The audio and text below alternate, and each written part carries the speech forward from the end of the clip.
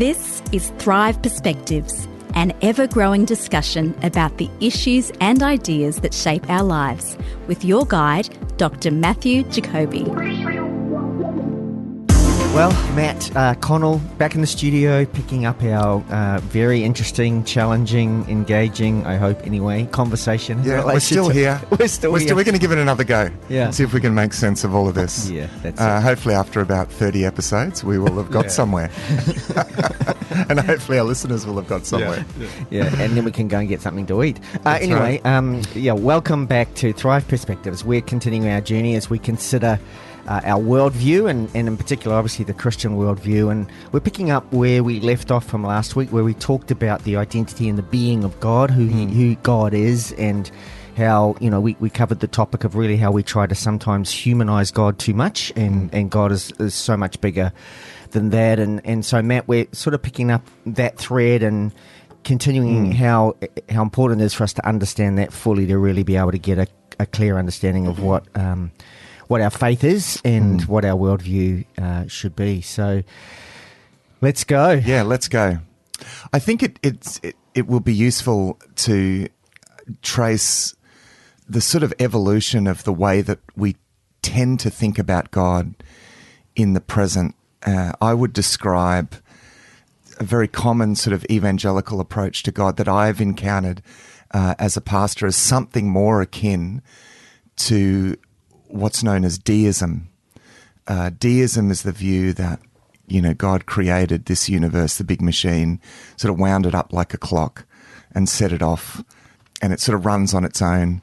And every now and again, God sort of pops in to fix the thing up, make a few adjustments, and then goes back to heaven, which is somewhere else. Okay, that's a bit of a caricature. But in effect and practically, I feel from a lot of conversations that I've had as a pastor over many years, that amounts to something like what a lot of Christians actually believe. And I think even for myself, as I have grown in my faith, I think I myself have adopted that too much. It's been something of a breakthrough down through the years, actually, to recover a robust biblical view of God. So this is where I'll just say right at the start, this is where this is so important. What we're talking about, what we talked about last episode and what we're going to talk about in this episode, like, it really makes a difference. It has made an enormous difference to me, to my awareness of God. How you understand God in the first place sets up your expectation, which then completely determines the way that, the way that I pray and relate to God. I mean, it's enormous, the implications of this. So what I thought I'd do is actually trace the sort of origins of that way of thinking, because we are products of our culture, probably more than we think. Even fairly highfalutin kind of esoteric ideas do tend to trickle down. Ideas that are formulated at a sort of high intellectual level, they actually do trickle down through culture eventually and shape the way that we all think. And so let's go back, say about 500 years ago, and this is a point that the Canadian philosopher Charles Taylor makes in his book A Secular Age, which I've mentioned before, which is a really important book tracing the sort of origins, but also identifying the nature of the way that we think, specifically the characteristic style of modern skepticism, the skeptical mind, And he talks about the way in which all people actually believed, say 500 years ago. No one ever really thought to even doubt that there was a God. I mean, it was not even up for discussion. It's just it was a universal assumption. Now, there can be problems with that too, and we'll talk about that a little bit later. Just before you move on, I would say probably it's reasonably true to say that pretty much outside the Western world, there's still... that's true. That's very true. There's still very much a belief that there is a God. Yeah, that's right. So something happened to change that, where that became one option, really, and even perhaps a more difficult option. So to the point where it was virtually impossible not to assume that 500 years ago, to a point where it seems like this great, like quite a task in our time, that belief in God involves all of this reasoning and you need to sort of justify it. We feel now that the burden of proof lies upon us as believers. Mm. So there's quite a monumental change from the one scenario to the other. Now, at the same time, in that situation 500 years ago, there was also a view of the universe, and I'm going to talk about how our view of the universe affected our view of God. And it can go both ways, actually. It's our view of God can affect our view of the universe as well. So the dominant view of the universe amongst the intelligentsia, going back 500 years ago, was an Aristotelian, was drawn from Aristotle, which theologians were happy with, in a sense, because it was a view of the universe that saw God immanently at work in all things. Aristotle believed that within all things there was this shaping force that caused the acorn to become the oak. An acorn will always become an oak, And he describes something like actually what we would now see as DNA. It was the inner shaping force. He referred to it as the language that he uses, a formal cause. But it's this inner shaping force in all things. He saw all things as being ensouled in some ways. He even spoke of like a world soul. Now that's Aristotle, but Christian theologians recognize that really accorded with what they understood to be this sense in which God is immanently involved in all things all the time. God is always creating and sustaining and upholding, right? It's a constant, pervasive activity of God, upholding all things. In fact, a theologian spoke about God being the fountain of being, and even in the Westminster Confession of Faith, which is one of the key confessions that came out of the Reformation, and that's sort of early 1600s. Even there, they describe God as the fountain of being, like at that level. It's the most fundamental level. All being is like branches out of the being of God, which is the pervasive foundation of everything that exists, right? And so everything partakes or participates in the being of God in that sense. Like it's that level of pervasive-ness. So, Well, you're saying that was integrated in scientific thinking. Is that what were scientists actually starting from that? Well, they didn't really have scientists the way that we think of scientists. Yeah. So I'll get to that in a moment, because the advent of modern science, for all of its strengths, and we're not here to bash modern science, because it was a great development, but that's going to change some things here. So up to this point, you've got this pervasive sense of God actively involved in actually upholding things, because everything was seen to be developing towards a goal, right? Mm-hmm. And God is the guiding force in all of reality. So there was this sense, and this is what we talked about last week, that God is constantly involved. Like every moment, right, we are experiencing an unfolding miracle, essentially. That we are experiencing God all the time. It's just so constant and pervasive. We could easily not notice it, right? But in fact, it's a matter of the most imminent knowledge. It's the most immediate knowledge. We are experiencing this all the time.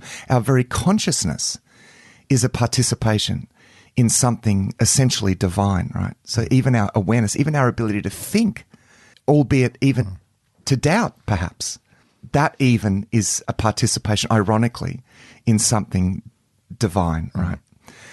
So just and the universe around us, this unfolding miracle, is this sense of God immanently at work in all things all the time, and everything participating in the being of God.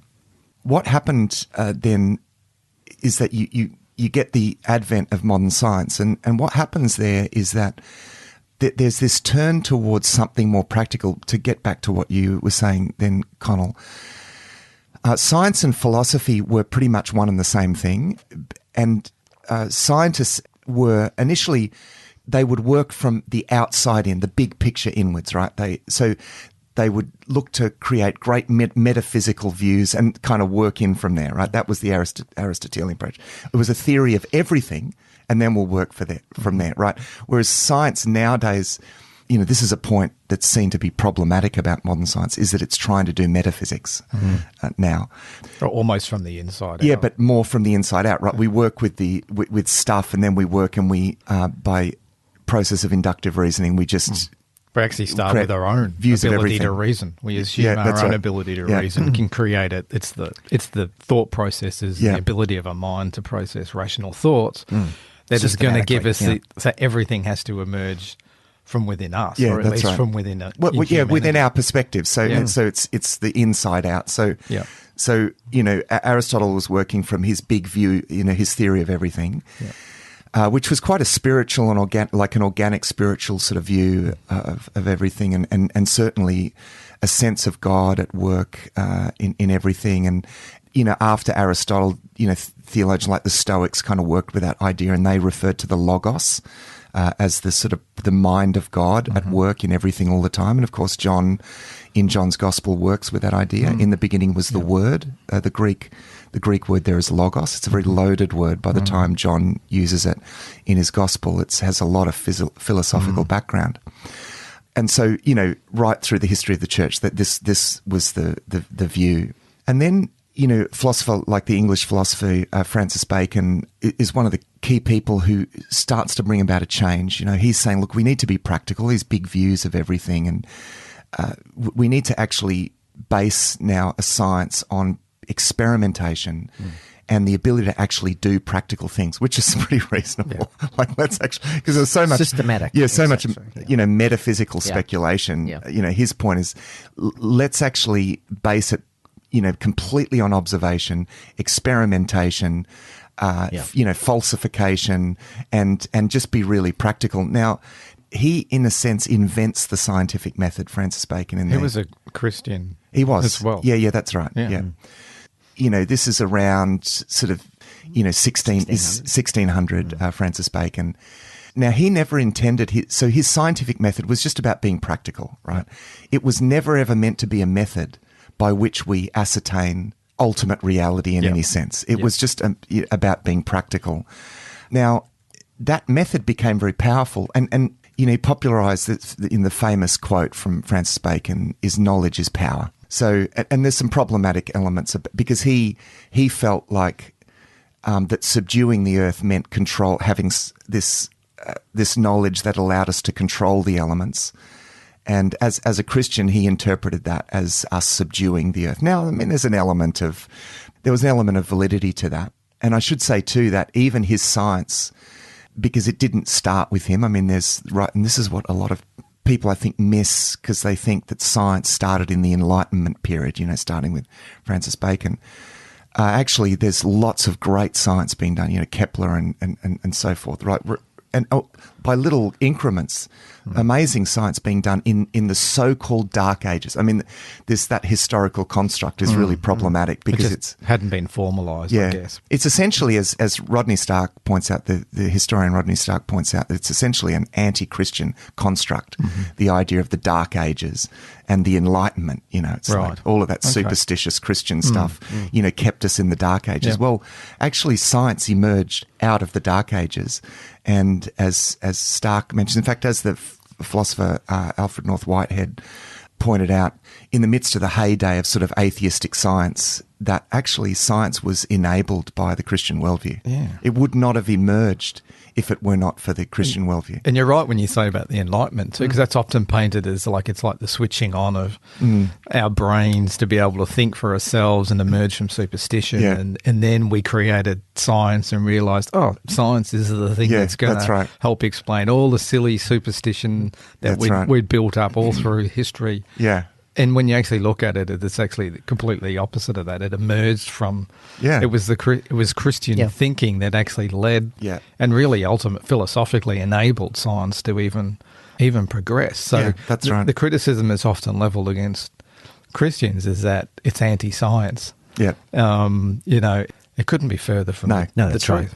Couldn't be further from the truth. And Rodney Stark's argument in his book, The Triumph of Christianity, now it's written from a non-Christian perspective. I find that all the more value because it's like he's recognising this stuff as someone who's not necessarily a Christian. But So Francis Bacon, in a sense, invents this scientific method with which to sort of exercise sort of practical control over elements and beyond. And this is actually, this becomes enormously fruitful and sort of spawns this scientific revolution, from the 1600s on, and then sort of by the 1700s.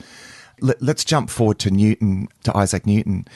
So one of the results of his work is that this is massive, right? Because what Newton does essentially is change the way that people think about the universe, right? So this kind of starts with the scientific revolution, but Isaac Newton sort of calculates the sort of causal relationship of everything to everything else, right? The laws of motion. Yeah, the laws of motion and all this sort of stuff, right? Yeah.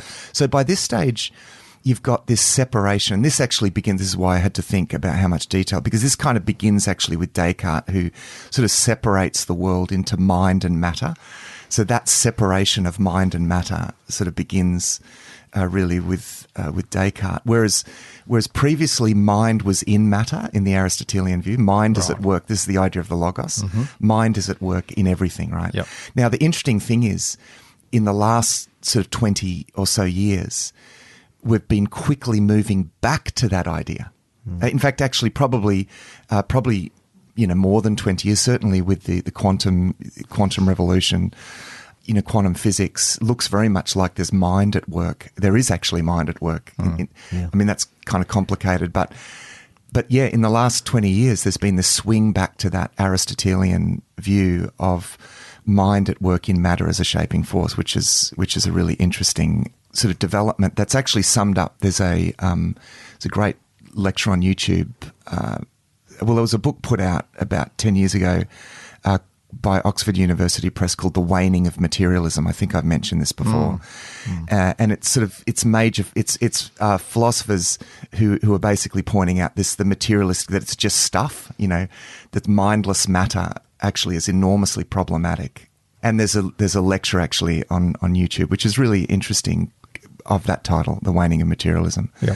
Which is worth. So we'll reference that at the end of the podcast. That just traces. So that's a very interesting development in our time. That swing back to that view. But essentially, what you get from Descartes is this sharp separation. Matter is just stuff, right? And it's characterized by just simply extension, right? So it's mathematical, right? And then mind is sort of separate to that. So Newton then sort of works with this idea of matter is just pure extension. It's just stuff, right? And it's this brute stuff that essentially everything that has these causal connections. It's like, like the planets are just these balls in empty space. Everything is made up of like atoms in empty space. Essentially, it's all predictable, controllable, measurable. It's brute stuff. There's no... Yeah. Essentially the law of action and reaction, basically. It's like you do this and that will happen. Exactly. Just does that and that will happen. Yeah. And the thing is, it really worked because he was able to calculate and it was enormously fruitful, the work that he did. I should say he was a very strong Christian. He wrote more in theology than he did in science. Right, okay. Isaac Newton. But it's interesting that the result that his work, though, had, because essentially what you ended up with is the universe starts to look like a big machine. Yeah. Now, you're in the very early stages of industrialization and it kind of makes sense. Yeah, and so, as we move on, particularly into the 19th century, the 1800s, in the era of big machines, the universe, as a result of this Newtonian physics, is construed as this big machine. It's like a clock. And so for Newton, he found this machine to be quite awesome, that there's so much pattern and it all looks like it's been constructed like and the illustration that was used was like a watch, because at this stage watches were probably one of the more complex mechanisms. Yep. And so what happens is God is seen and quite explicitly described as the watchmaker in a sense. Right. So he comes and winds it up every who creates this big machine, right? Because it's, and, one of the arguments that for the existence of God, because then, I'm jumping forward a bit, from the early apologists, Paley, it's the watchmaker argument. If you're walking through the desert and you see a watch, a blind watch, you assume that someone's been there, that a person's been there, because a watch with all its complexity can't just spring out of nowhere, right? Now, that argument is very familiar to us in our time, okay? But I want to point out there's something very problematic about that, and I'll get to that in a moment, because it also assumes something about God that's not quite accurate. Okay, right. Because there's something. It is a very compelling argument, right? It's like, well, you see a watch, and someone must have made that. It can't have just sprung out of nowhere. It's got the characteristics of having been made, Ordered, of having a designer and a yeah, maker that's right. And of course, the more science progresses, and the more we get to like cells and what we can perceive through microscopes, and we see this incredible complexity, biological complexity around us. And so, man, this machine it's this amazing machine. But see, this is the problem, is that the universe is this big machine. And so what you get is this view of God, that God creates the machine, and you get this notion with this of the natural world, right? God creates this natural machine. So you get the beginning of the distinction between the natural and the supernatural. You didn't have that before. Not in that sense. You have something close to it in Thomas Aquinas in the 1300s. Sort of, he spoke about nature and grace, but that's a slightly different. So are you saying notion. that prior to this time, probably it was more considered superstition than supernatural? Is that because it would have been earlier? Well, there was earlier people who believed all these sort of superstitious things that couldn't be explained. It wasn't even the superstitious. I think superstitious things were probably an outworking of just a fundamental belief that there was something, a kind of everything is spiritual. Everything is immaterial, and that's right. Yes, there were lots of superstitious beliefs, and it's partly because of that. And so this is the point that Charles Taylor makes in sort of tracing how everything became disenchanted is the word that he uses after the sociologist Max Weber. He speaks of the disenchantment of the world because this sociologist Max Weber talks about our time is characterized by a general disenchantment of the world. Like everything is just stuff. There's nothing spiritual going on. It's all just a big machine, right? Yeah. And Charles Taylor sort of sees that. I mean, he actually, it's interesting because he actually thinks that Protestantism he's a Catholic, Charles Taylor, a Catholic philosopher. And I think there's an element of truth to this, that Protestantism contributed to that general disenchantment of the world. Because remember, what the Protestants wanted to do is get rid of a lot of that superstition. It just went too far. Like everything was, like the cult of relics, for example. Yeah. It's like everything had these mystical powers and they created all these sacred spaces and sacred rituals and you had the 7 sacraments rather than just the 2 biblical ones. And it just got out of hand. It was superstition that got out of hand. So that's kind of going on as well. And that's one of the streams that perhaps that contributes to it. Now, I think that was legitimate on the part of Protestants, is wanting to curb that a little bit. But the thing, what's happening though with the scientific revolution and with this Newtonian view of the universe is that you get almost a pendulum swing to the opposite extreme, right? Yeah. Whereas previously, yes, everything is spiritual, but now nothing is really. Now the universe is just this machine, and God sort of made the machine like a watch and then sort of withdraws and lets the machine run on its own. So you get this idea of the natural world, And so we're actually very affected by this because we look at the natural world and we do actually see it as running on its own, right? It just runs on its own, like a machine that doesn't necessarily require God. But what we do then is that we see, and so this is our idea of the natural, right? Even our bodies, they just run themselves, right? Now we've never quite been able to explain what life, actually the very thing that runs it, what life is. But see, this is one of the problems is we see everything is running on its own, but there are certain things that we can't explain about this, right? So maybe how it started or how it went from this stage to that stage, how we went from chemicals, the chemical soup to suddenly conscious life springing forth, and so what we do is that we identify gaps of knowledge in those areas. Yep. And with this sort of deistic view, and this is what deism is this view that God sort of creates the machine and then withdraws and lets it run on its own. Well, we say, so God made it, so we have an explanation for how the machine came about. But then also God sort of jumps in at points, right? Mm-hmm. And so God kind of caused life to come out of this chemical soup, perhaps, or that God is the explanation for that. So but then he withdraws again and lets it run. Yeah, so on its own. It's kind of when I'm listening to you talking, I'm trying to work out where you're going with saying it's not like a machine, because I'm thinking myself, I look at the world and look at everything natural, and I think I've always thought of it. It is like a machine that God does control and energize and so on. Well, and puts that in. And I was trying to work out what you're going to say it is or it isn't. But I think the point that you're trying to make is what we've actually done is partition it. It's like it's the natural world that's a good point. It's the supernatural world. And and we're always trying to find the holes in it. Where's that interface? Where does the supernatural and the natural world begin? And I think what you're saying is that boundary doesn't actually exist. Yeah. It permeates. The world is like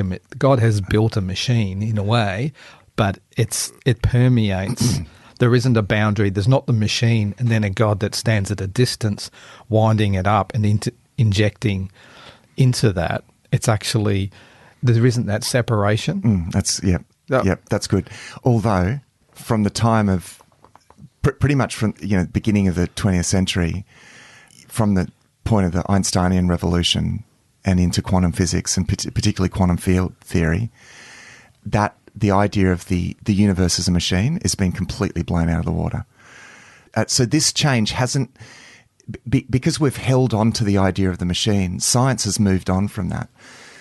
It's actually something way weirder than that, and it's something. And I'm not going to attempt, because I'm not a scientist, but I have found this change fascinating because, for example, if you go to the Royal Institution, which is I think a Cambridge series of public lectures that's been going for 200 years or something. Yeah. They have these public lectures where leading scientists explain to a general public, sort of what's going on in science. And there's a lecture on quantum field theory, and it's really worth a look.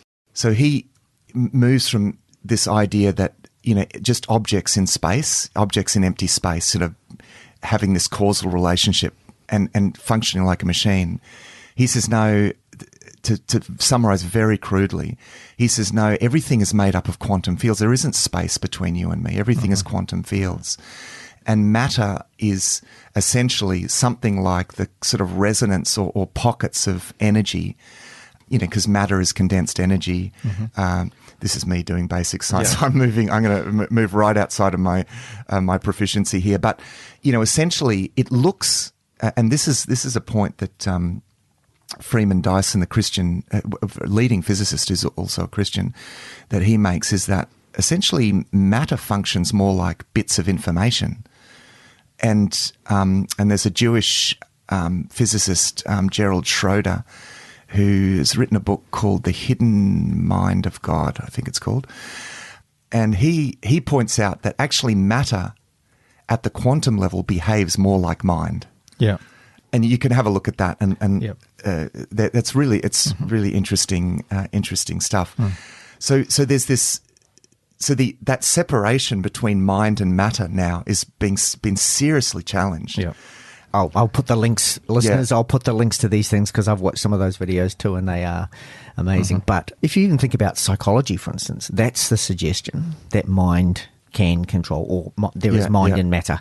There's already been a sense of merging those two things where the way we think can actually affect our bodies and our behaviours and our actions and all those sorts of things. So it's not like it's just been discovered, this whole, as you said before, there's a transition back to mind in matter. Yeah, that's right. Over a period of time. Yeah. And I don't want to lose the strand of the point that I'm making here, because what happens with that mechanistic view of the universe is that we get this deistic God that sort of stands outside of the stuff, right? So we're just stuff. Everything around us is just stuff. It's like the natural world. And you get this idea of an interventionist God, the God that sits outside it, but every now and again ducks in and makes changes. That to me is the key thing. Yeah, because it's the God who stands outside of it. I still think it is like a machine, even taking into account that quantum field theory, like ultimately matter and all the bits, the building blocks that make it, are all going to be grounded in some other kind of concept that's outside of anything that we could. But I think it's that it's all like in some way in the mind of God, like it's sustained in God's existence. It's not that God comes in and winds it up. He's constantly standing behind. It's emerging in some way from out of God Himself. Yeah. You know, but to me it's still a machinery. Like if I fertilize an egg, I get a new baby, for example, and it's like it just seems to be the biology that you do that. I mean, there would have been a time you think you fertilize an egg and a baby's born. That's a miracle. That was God going, oh, okay, right, we've just fertilized the egg. I'm going to now start creating a baby in the womb. But it's the machinery to do that. I still think God's created that. Yeah, although you're reading a sort of a human perspective onto that as well, because we create machines, right? So it's the only way that we have to really understand what's going on. So you look at what happens in a cell, you know, and there are those amazing videos about, you know, RNA and DNA and all what actually happened, like the reproduce. I mean, it's just incredible, like what happens. This is, you know, the intelligent design advocates of intelligent design have sort of highlighted this and created these amazing videos to point to what they refer to as irreducible complexity. There is a cell replicating, and they use mechanistic. They talk about a cell replicating machine that has to have all the parts in place at once in order to even begin. So in order for life cells to even begin to exist, you need all these things in place at the same time. It's the argument from irreducible complexity. So it's valid, right? But the thing that I would point out, the problematic element of pointing to that as a sort of a argument for the existence of God, because their thing is, well, how did all these elements come together, right? How did the bits of the machine get together? Well, they say, well, that is evidence for God. Now, I agree. Okay, I agree. What I have a problem with, I think, though, is the perpetuation of this mechanistic sort of view, because I still think it's us reading a human perspective onto reality, and it still perpetuates this idea. So we can't explain how this machine was created. So we still keep coming back to this idea. Yes, God must have put the bits together and then left it to function on its own. We're reducing God to the machine as if there is nothing outside of the machine. So we look for God like in the gaps in the machine itself.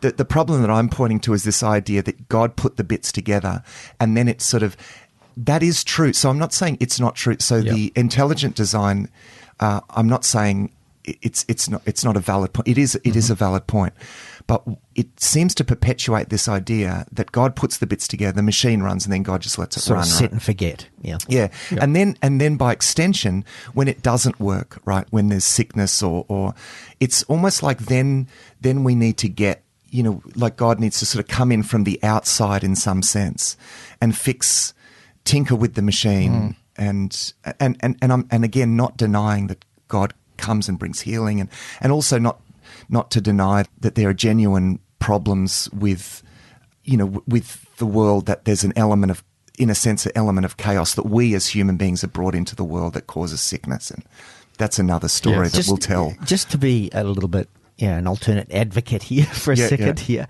doesn't the biblical narrative kind of even reinforce that a little bit? You know, the flood.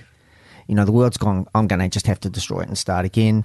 Jesus coming into the world, you know, the sense of intervention. Doesn't that kind of, in a sense, reinforce our thinking that that's what God does? Well, you guys can't help yourself, so I'm going to come and sort this out. You know, that I can understand why even some Christians would see that, you know. I guess what I'm saying is that in a sense that does happen. So God interacts in that sense relationally with the world. What is problematic is the idea that God is somehow on the outside. I think because what is being described in the Bible is a kind of relational separation, really. It's, that the world has become this realm of sort of like an independent, we've broken the world off in a relational sense, independent, and we've introduced this corruption into the world, into what God has made. But still, there's still this sense in Scripture that God, as sovereign creator, is constantly at work in all things all the time. But part of God's commitment is to let the decisions of human beings pertain, because he's empowered us. And so, we're getting onto another subject that we'll talk about, and that's the nature of evil and suffering and the problems in the world. Let's talk about that soon, because that's a very important qualifier to all of this, right? Because essentially God was committed, because suddenly we become, as those who share in the sovereignty, we are given authority. And so, in a sense, our will becomes determinative to some extent on the world, right? So that adds a complexity to the picture, right? But that doesn't mean that God is no longer involved in the world, and so the idea of God sort of intervening in situations it's still valid. The problem there is still this idea that the world is this machine that sort of functions on its own. And I'm not saying, that God is there, turning a crank, constantly in all the cells. Like, let's not, it's actually the fact that all reality in the most fundamental sense participates in the being of God. Life itself is a divine attribute. So what is it that makes us alive and makes it's actually the life of God at work in all things. Yeah. God is life. Okay. So, and as I said, even our consciousness and these sort of, so there is a sense in which, of the immanence of God. Now, it's important that we don't limit God's immanence just to the physical world. That's pantheism that says the world is God, right? Now, we would affirm the fact that God is immanently at work in all things all the time, but God is also greater than the universe as well. Okay, so another way of saying that is God is holy, right? Yeah. He's also distinct. He's separate in some sense as well from the world. And so yes, there is that separate. There is that sense in which God is distinct from the world. So that's an important point. And so God does relate to the world as one who is separate from it. So it's not just like we're not. This is not just the idea. For example, the Hindu idea of Brahman is the idea that everything is God. That's what makes God. Yeah, that everything is God.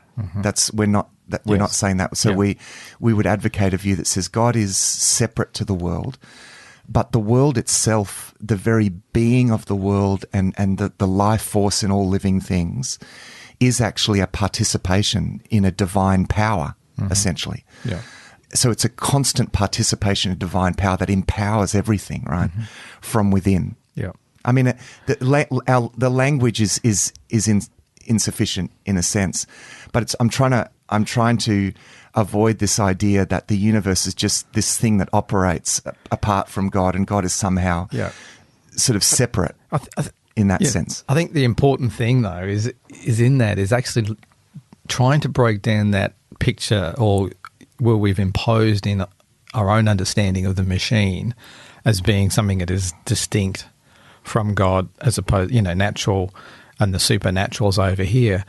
And it's recognizing there is a problem with that model, because it seeps into everything, in terms of how we approach God, in prayer, how we engage with Him, and how we actually just exist within God Himself. Because if we have that separation there, then we see prayer as us coming to God, and there's like an interface there to God, and then we go back to our normal life again, or there's some sort of distinct separation between things. And I think the biggest thing, and this is what comes back to this whole thing we talked about with worldviews and axes and multiple dimensions and things like that, is I think it's changed how I view my own prayer life in terms of how I interface with God. And I actually... Me too. It makes me feel like he's ever present. And my prayer life, like I think when I'd sit down to pray before, I think I'd come with my shopping list. This is what I need God to do for me, or this is what I want from him. Where now I think in terms of prayer, it's not so much doing that, but it's just setting aside time to dial back everything else, all the other things in life, so that I can hear God and just be in him more, rather than coming and saying, right, here's the things I need to bring to you today. It's just allowing yourself to kind of go, it's just me and God. And it's dialing it all back, but recognizing that he's always there all through the day, and that everything that happens to me, all the worries, anxieties, decisions I've got to make, is constantly letting go of them and giving them over to God, because he's always somehow or other. Yeah. I need to exist with him all day. Yeah. Not just in the small window of time that I give him when I pray. I need to bring him into my life, integrate him into everything. So prayer is essentially a response to the fact that God is already at work. Yeah. And in a sense, in our humanness, we can work against the flow of God in all things. I mean, God is at work in all things, and he is pushing things in a certain direction according to his will. Now, the problem is that human beings have gone against that flow, and that's where the chaotic elements in everything, and we'll talk more about that in a future episode. So prayer is actually about us yielding to that flow of God. It's because, remember, prayer, the way that God wants us to pray is praying in the Spirit, right? It's this sense of flowing with the desire of God. So our desires begin to flow with God's desires. And so prayer essentially is an act of agreement with God, of appealing and desiring the things and seeking the things that God wants as well. So it's a response to the constant movement of God in all things. I really liked what you said then, because I would see it. I hear what you're saying, but for me, it's more about me actually, as you say, recognizing God's always at work around me, in me, through me. But there are times where, because of my humanness and the choices that God gives me, is it's actually a time where I come and put down what I think I want to do and go, okay, this is what I think I want to do. Yeah. But God, I'm open to, I realize you've got a way better plan. And it's actually a way for me. My prayer life is much more about me intentionally putting down the things, because we can get on this trajectory and head off. And so both of those things work together for me. Yeah, and that's why I think what you're saying there about the machine and the way that I think that does flow into how we view God, because we separate the two. It leads you down the path of thinking that God is actually remote or disconnected. Yeah. Even in, I think if you that's a better term actually. Remote and disconnected is better than separate, because we do think God is separable. That is separate in some sense to the universe. He's not the universe itself. Yeah, he's immanent in it, but he's not.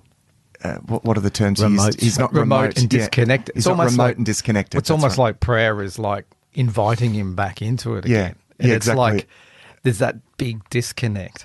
Well, there's actually some validity to that, actually, because God has given us human beings charge of the world in a sense. And so if we want things to change, God's not going to undercut the authority that he has given us. So we need to ask God. This is why prayer is important, because it's an act of authority. It's an act of inviting God to come and bring his order where we have created disorder. Yeah.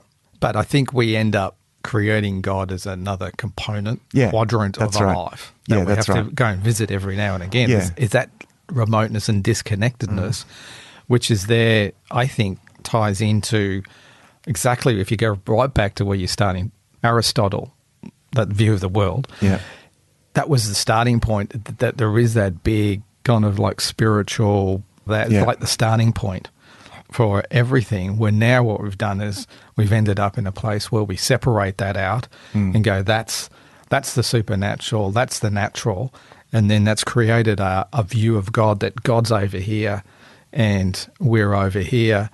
And it shapes a whole understanding of even how we understand God. And I think what we're wanting to get to is reshaping our thinking and saying, well, actually, God, even the things that look like machines and are predictable and controllable by us, there's something much, much, much deeper going on that ultimately even science is going to have to grapple with. Well, science is grappling with that, actually, at the moment. And I should say, too, this didn't really start with Aristotle. Aristotle, of course, is just articulating what it's interesting to note was intuited quite generally. I mean, this is the interesting thing about Hinduism. In Hinduism, there is this intuition of this divine element at work in all things. Now, they're viewing that in this sort of bottom-up sense. The assumption in the Hindu Upanishads is that well, everything then is God.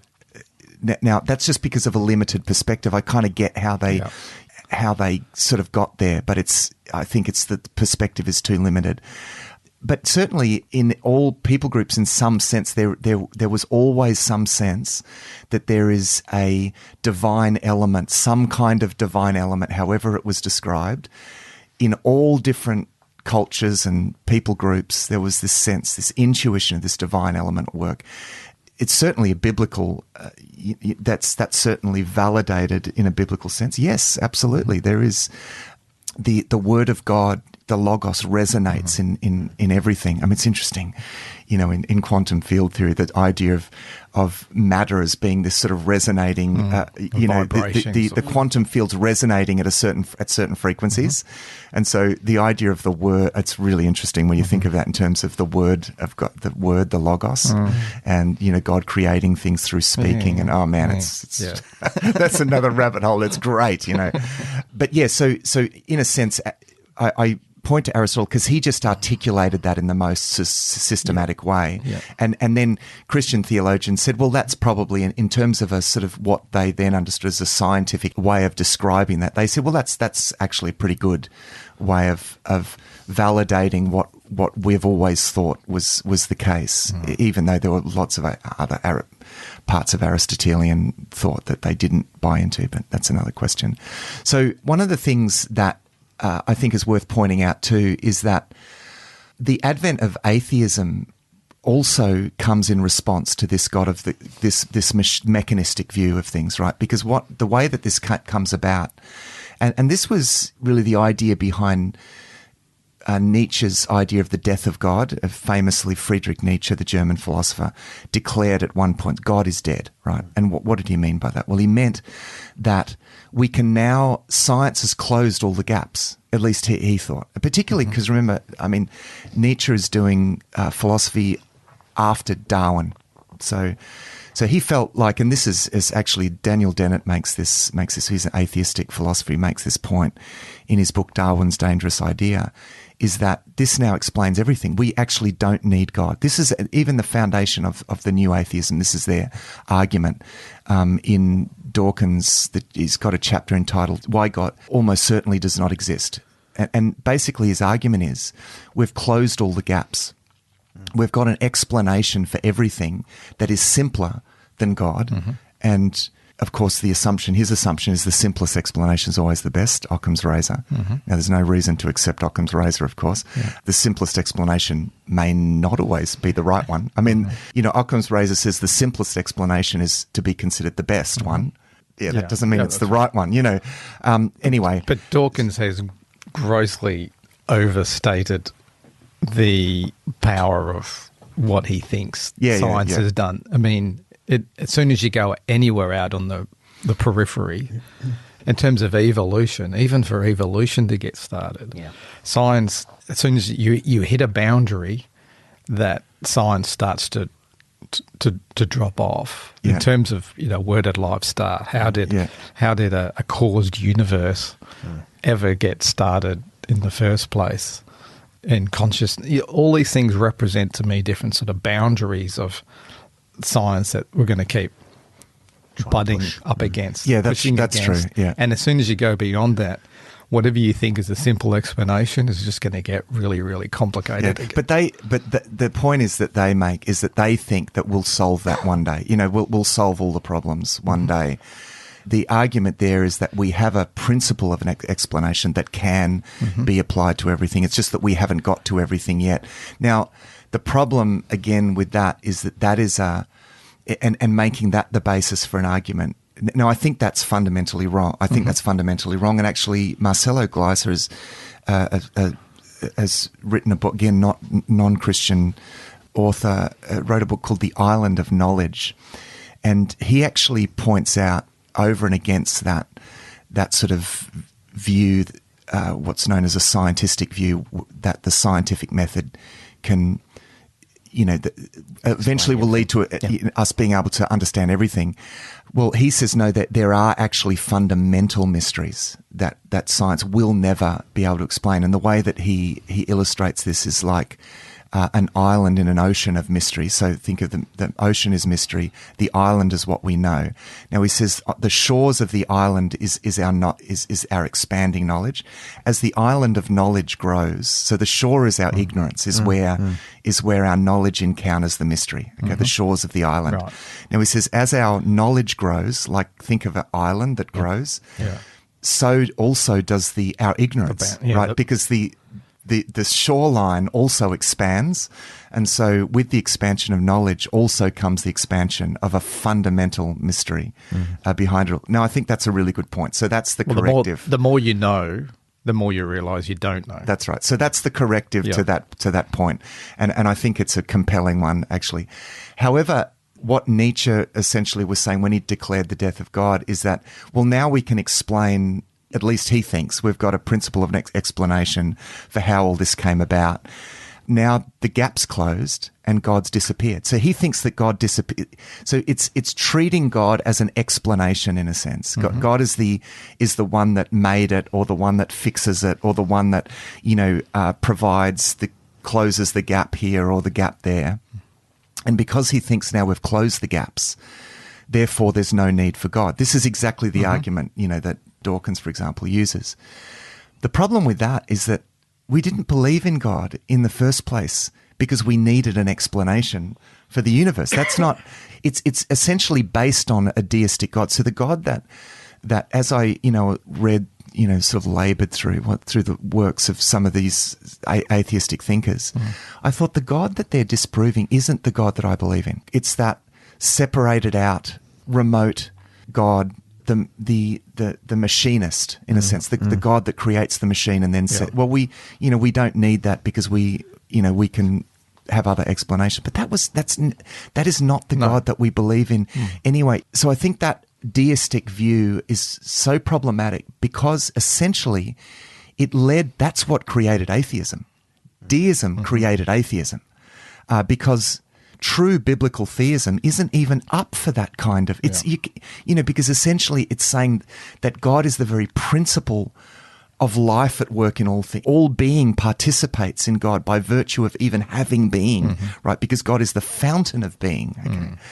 So at that level, even skepticism is essentially still exercising the very being and the very consciousness that actually is already a participation in God. So atheism, in the sense that it has existed, actually can only exist with reference to the deistic God.